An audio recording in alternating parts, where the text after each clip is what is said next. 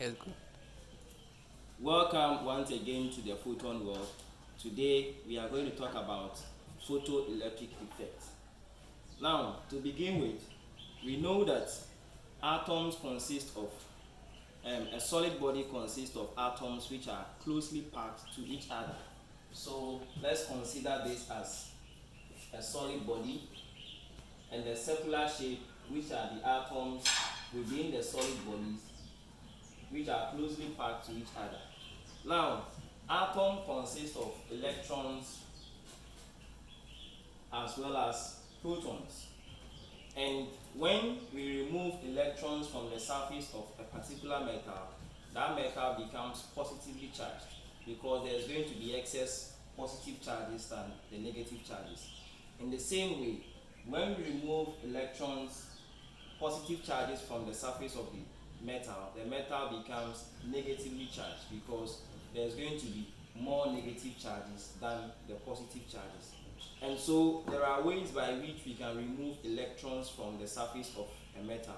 And one of such ways is through what we term as photoelectric effect. Now, to delve deeper into this, we have to understand what a photon is. When we say photon, photons are discrete packets of light. And so every photon has a particular frequency. So basically, to remove electrons from the surface of a metal, the metal is supposed to be a cold metal surface.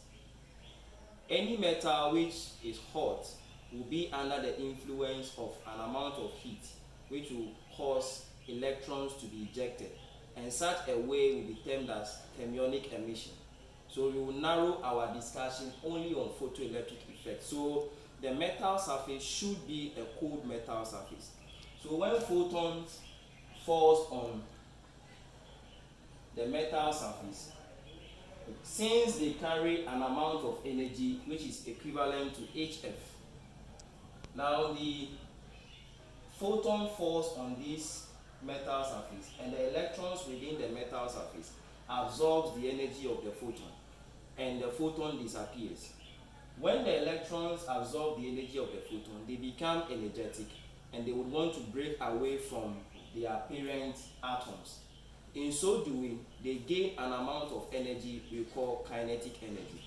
When the kinetic energy gained by the electrons within the metal is greater than the work function of the metal we are using, then the electrons move away from the surface of the metal with that amount of energy which we are calling the kinetic energy of the ejected electrons.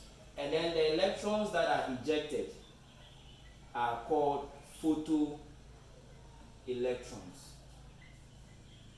So we will end our discussion here. When we meet again next week, we are going to consider Einstein's photoelectric effect equation and how we can solve some everyday activities involving photoelectric effect. Thank you once again for joining us, and we'll meet again next week.